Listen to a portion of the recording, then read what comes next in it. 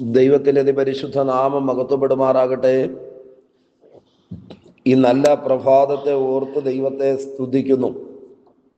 ഈ രാവിലെയുള്ള ചിന്തയ്ക്ക് വേണ്ടി 126 സങ്കീർത്തനം 3 വാക്യം വായിക്കുന്നു. സങ്കീർത്തനങ്ങൾ 126:3. യഹോവ ഞങ്ങളിൽ വൻ കാര്യങ്ങളെ ചെയ്തിരിക്കുന്നു, അതുകൊണ്ട് ഞങ്ങൾ സന്തോഷിക്കുന്നു. പ്രിയരെ, ഈ അനുഗ്രഹിക്കപ്പെട്ട സങ്കീർത്തന വാക്യങ്ങളെ ഓർത്ത് ദൈവത്തെ സ്തുതിക്കാം.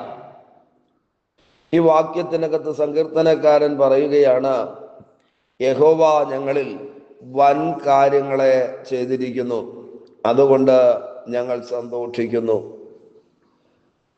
നമ്മുടെ ദുഃഖങ്ങളെയും വേദനകളെയും നിരാശകളെയും മാറ്റത്തക്ക നിലയിൽ ദൈവം നമുക്ക് വേണ്ടി വൻ കാര്യങ്ങളെ ചെയ്യുവാനിടയായി തീരും. ആമേൻ. ഈ വാക്യം അതാണ് നമ്മോട് പറയുന്നത്. നമ്മുടെ ദൈവം വൻ കാര്യങ്ങളെ ചെയ്യുന്നവനാണ്, വലിയ കാര്യങ്ങളെ ചെയ്യുന്നവനാണ്.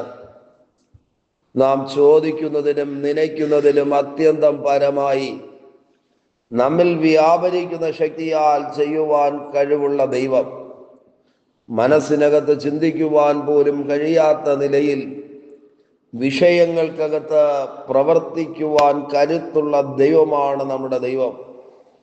കാനാവിലെ കല്യാണ വീട്ടിലെ വീട്ടുകാർ ഒരിക്കലും പച്ചവെള്ളം വീഞ്ഞാകുമെന്ന് ചിന്തിച്ചതേ ഇല്ല. ചെങ്കടലിന്റെ മുൻപിൽ പെട്ടുപോയ പഴയ നിയമ ഇസ്രായേൽ ചെങ്കടലിന്റെ നടുവിൽ ഒരു വഴിയുണ്ടാകുമെന്ന് ഒരിക്കലും ചിന്തിച്ചില്ല. സൂര്യനും ചന്ദ്രനും ആകാശത്തിന്റെ 2 ഭാഗങ്ങളിൽ നിൽക്കുമെന്ന് യോശുവയുടെ കാലത്ത് ജീവിച്ചിരുന്ന ജനം ഒരിക്കലും ചിന്തിച്ചില്ല. അവർക്കെല്ലാം വേണ്ടി ദൈവം വൻ കാര്യങ്ങളെ ചെയ്തു.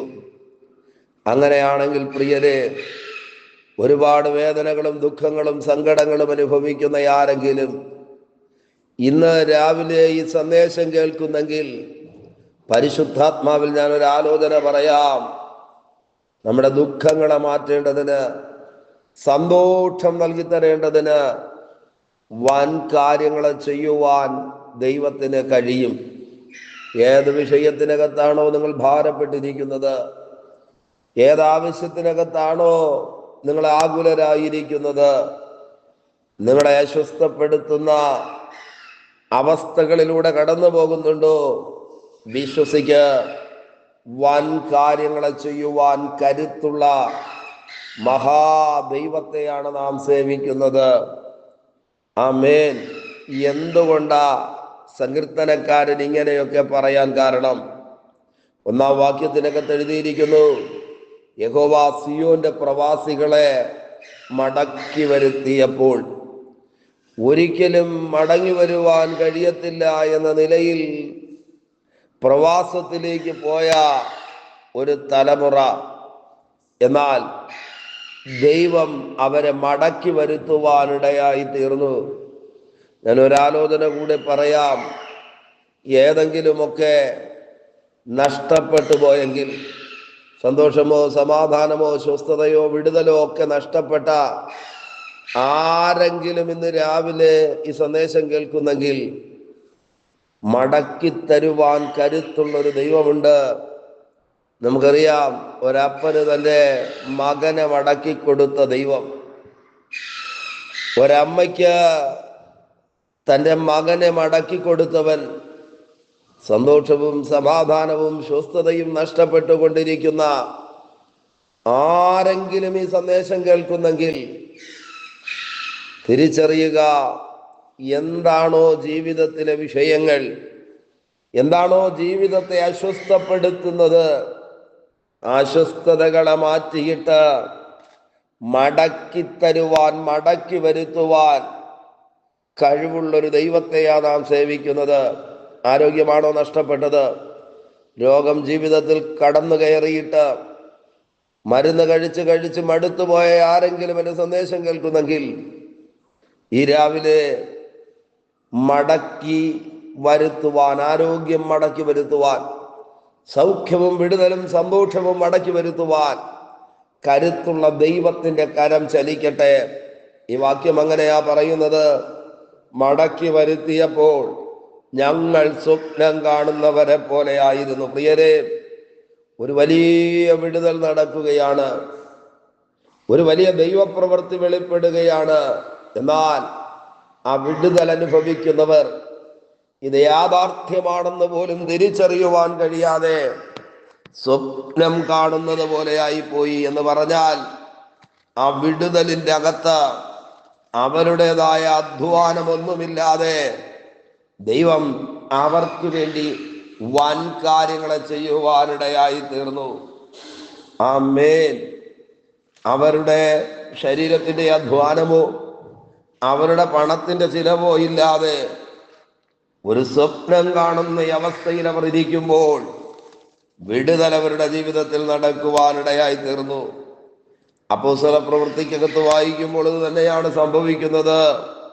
ബന്ധിക്കപ്പെട്ട് കാരാഗ്രഹത്തിനകത്ത് കിടക്കുന്ന പത്രോസ് ബന്ധനങ്ങൾ അഴിയപ്പെട്ടവനായി, വാതിൽ തുറക്കപ്പെട്ടവനായി, ഇരുമ്പ് ഗേറ്റും തന്റെ മുൻപിൽ തുറക്കപ്പെട്ടവനായി വിടുതൽ അനുഭവിക്കുമ്പോൾ പത്രോസ് ഒരു ദർശനം കാണുന്നത് പോലെയാണ് ഈ വിടുതലിനകത്തേക്ക് പ്രവേശിക്കുന്നത്.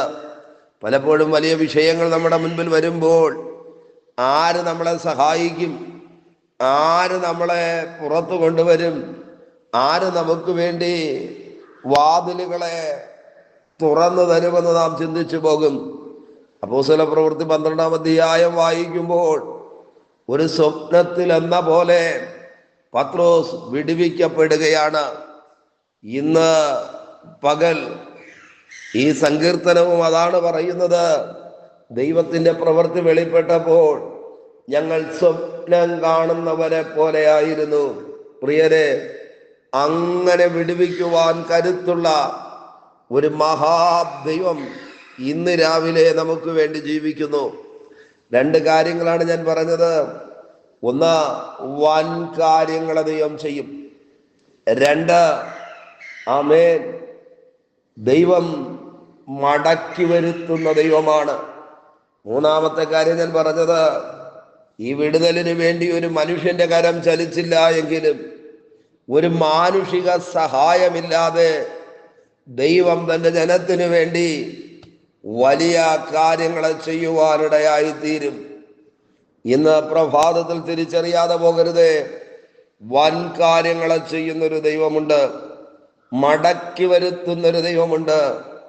ഒരു മനുഷ്യന്റെയും സഹായമില്ലാതെ നമുക്ക് വേണ്ടി തന്റെ കരം ചലിപ്പിക്കുവാൻ കരുത്തനായവൻ നമ്മുടെ ദൈവമാണ്.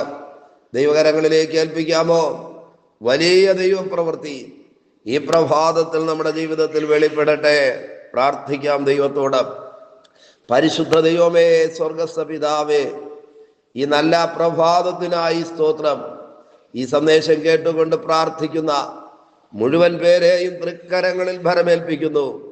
വലിയ വിടുതലുകൾ സ്വായത്തമാക്കേണ്ടതിന് ഈ പ്രഭാതം ഒരു കാരണമായി തീരട്ടെ.